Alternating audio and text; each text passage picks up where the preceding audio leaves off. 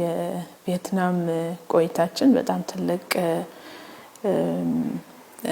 ትምህርት የተገኘበት ነው። እንግዲህ እንደዚህ አይነቶቹ ጉዞዎች በአንድ በኩል ራስን ለማየት እድል ይሰጣሉ። በሌላ መንገድ ትምህርት ለመውሰድ ራስን ለማየት ለምሳሌ እንደ ሀገር እየሄድን ያለንበት አቅጣጫ ሌላው ዓለም እየሄደ ካለበት አቅጣጫ ጋር ምን መልክ አለው የሚለውን ለማየት ያስችላል።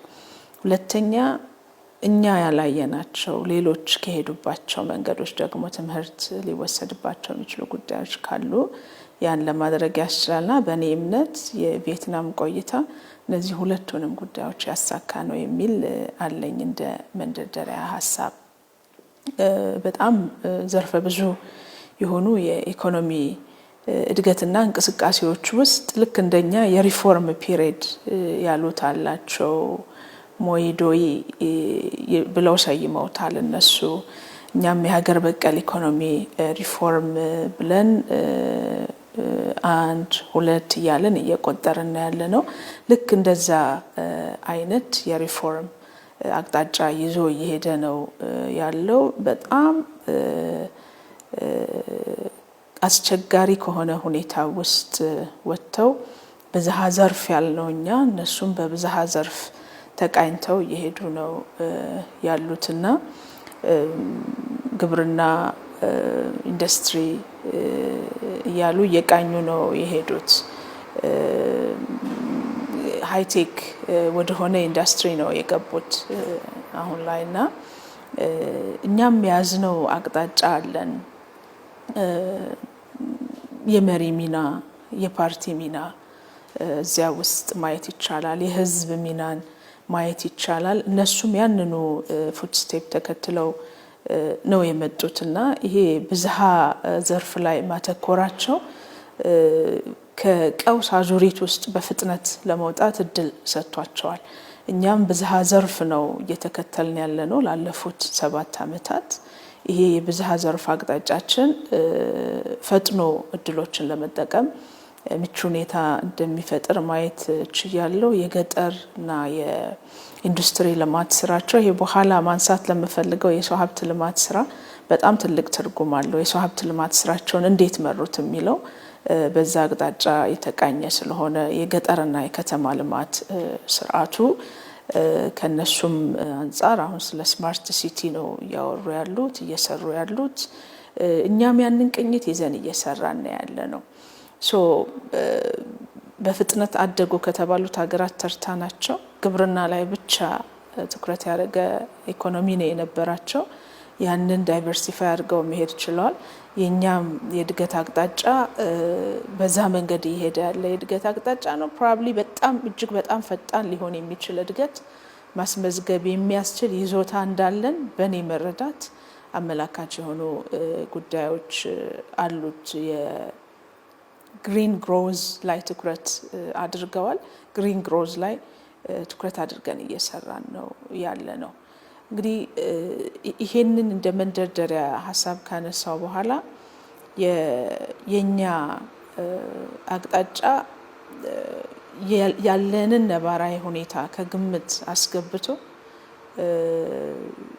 የዘግይቶ መድረስ እድሎች ወይም የሌት ካመር አድቫንቴጅ የሚባለውን እንደ ተጨማሪ መስፈንጠሪያ አቅም ተጠቅሞ ይሄድ ያለ የእድገት አቅጣጫ ከመሆኑ ጋር ተያይዞ መስራት ያለብን በጣም ብዙ ስራ ያለ መሆኑ እንደተጠበቀ ሆኖ የያዝነው መንገድ ግን እውነት ለመናገር የወደፊት ትልቅ ሬከርድ የመሆን እድል እንዳለው በቆይታዬ ሂደት በነበሩኝ ሁሉ አጋጣሚዎች ያንን ነበር ለራሴም ኮሚኒኬት ሳደርግ የቆየሁት።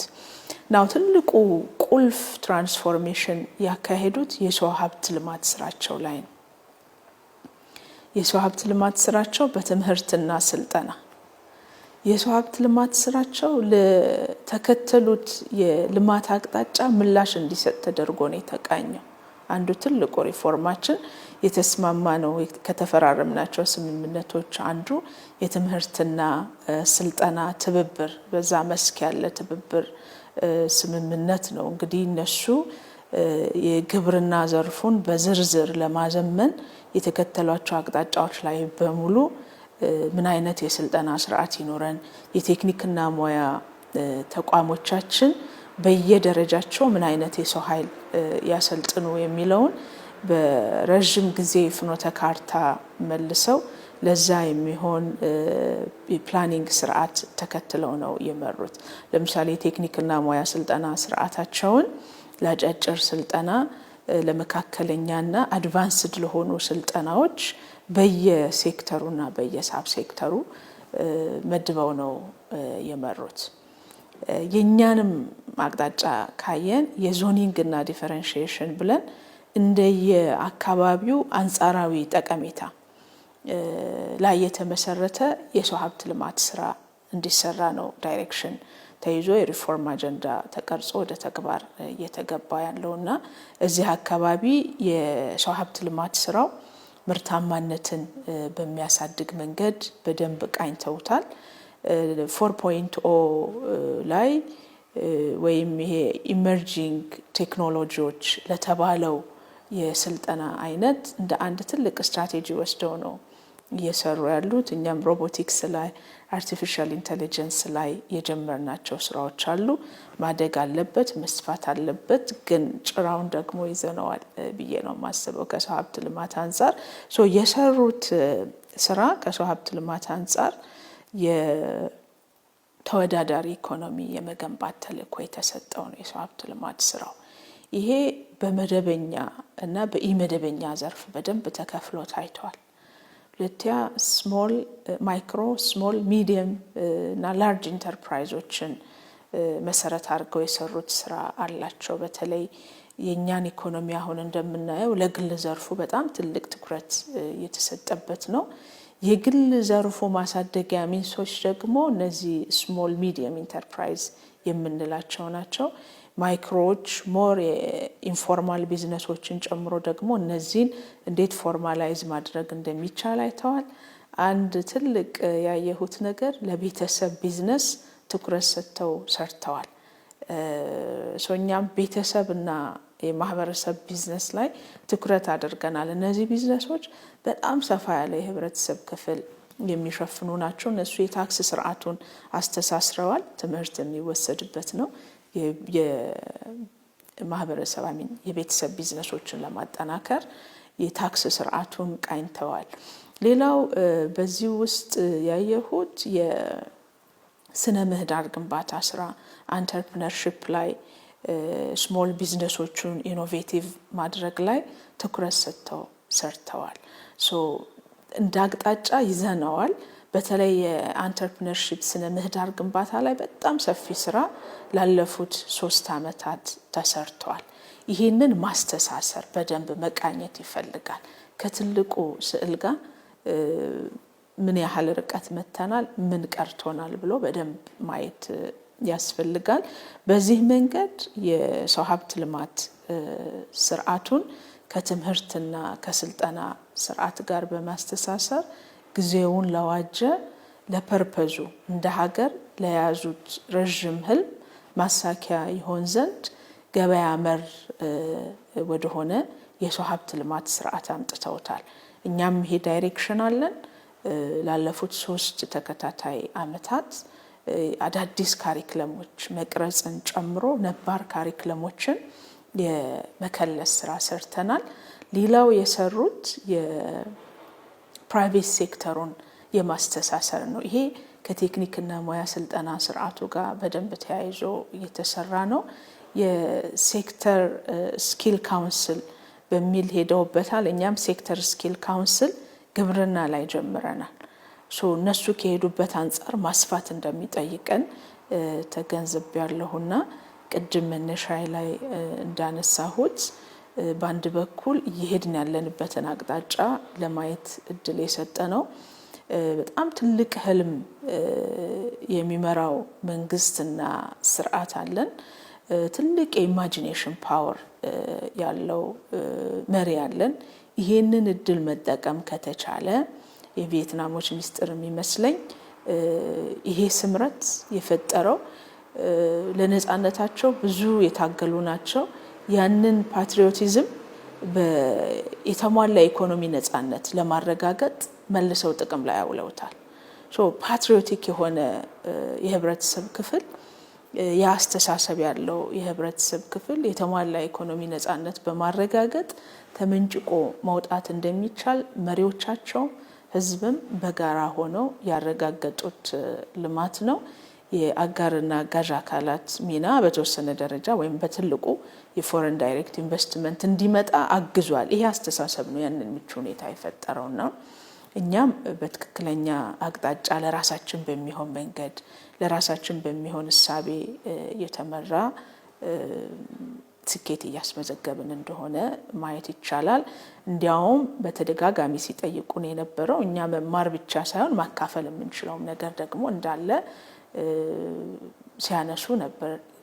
የኛን የኢኮኖሚ እድገት ፍጥነት እነሱ እንግዲህ ከ30 እስከ 40 አመታት በሚሆን ጊዜ ነው የመካከለኛ ገቢ ያላቸው ሀገራት ተርታ መሰለፍ የቻሉትና የኛ የላስት ይር ያለፉት 7 አመታት በተለይ ደግሞ የኮቪድን በርካታ ሰው ሰራሽና የተፈጥሮ ቀውሶችን ተቋቁሞ ኢኮኖሚው ሬዚሊየንት ሆኖ ያለ ማቋረጥ ያደገ ያለበትን ፍጥነት ደግሞ ከናንተ መማር እንፈልጋለን ሲሉ ነበር በተደጋጋሚና በጣም ልብ ለልብ መቀራረብ የነበረው አይ ቲንክ በመሪ ደረጃም የመጀመሪያው ነው። ክቡር ጠቅላይ ሚኒስትራችን ቪየትናም ሲገኙ ከ50 አመት የተሻገረ ዲፕሎማሲያዊ ግንኙነት ያለን ቢሆንም ነገር ግን በዛ ደረጃ መሪ ሲገኝ የመጀመሪያ ስለሆነ ትልቅ ትርጉም ሰጥተውታል። ስለ ስኬቶቻችን ይናገሩ ነበር። አግራሞት የጫረ የኢትዮጵያ ስኬት በሌላው ዓለም ዘንድ መኖሩንም አይ ቲንክ ልብ ያሞቃል። እንደ አንድ ኢትዮጵያዊ ሌሎች ስለኛ ስኬት ሲናገሩ መስማት ከኛ ስኬት ደግሞ መማር እንደሚፈልጉ ሲናገሩ ማድመጥ ደስ ይላል። የፍጥነት ፔሱ ላይ ሌሰን መውሰድ እንደሚፈልጉ ያነሱ ነበር። ኢምፖርታንት ነገር አንስቼ ባልፍጥሩ የሚሆነው የቴክኒክና ሙያ ስልጠና ስርዓቱን የግሪን ግሮዝ አካል አድርገውታል። እኛም የግሪን ቲቬት ኮንሰፕት አለን በቴክኒክና ሙያ ስልጠና ስርዓት ውስጥ። ለምሳሌ ሰርኩላር ኢኮኖሚ ላይ መስራት ጀምረዋል የኛ ቲቬቶች። ወዴት ማሻገር ይፈልጋል ከነሱ ያየሁት ካሪኩለሞቻችንን የግሪን ግሮዝ ቅኝት ያላቸው እንዲሆኑ ማድረግ ላይ ተጨማሪ ስራ መስራት እንደሚጠይቅ ተመልክቻለሁ። ይሄ ሲሆን የኢትዮጵያ አስፓይሬሽን ለአመታት ይዛ እየሰራችበት ያለው አረንጓዴ ኢኮኖሚ የመገንባት ትልም ነው። ለዛ የሚሆኑ በርካታ እርምጃዎች ተወስደዋል። ይሄንን ግን ከትምህርትና ስልጠና ስርዓቱ ጋር በደንብ ማስተሳሰርና ክህሎት እንዲፈጠርበት ማድረግ ይፈልጋል።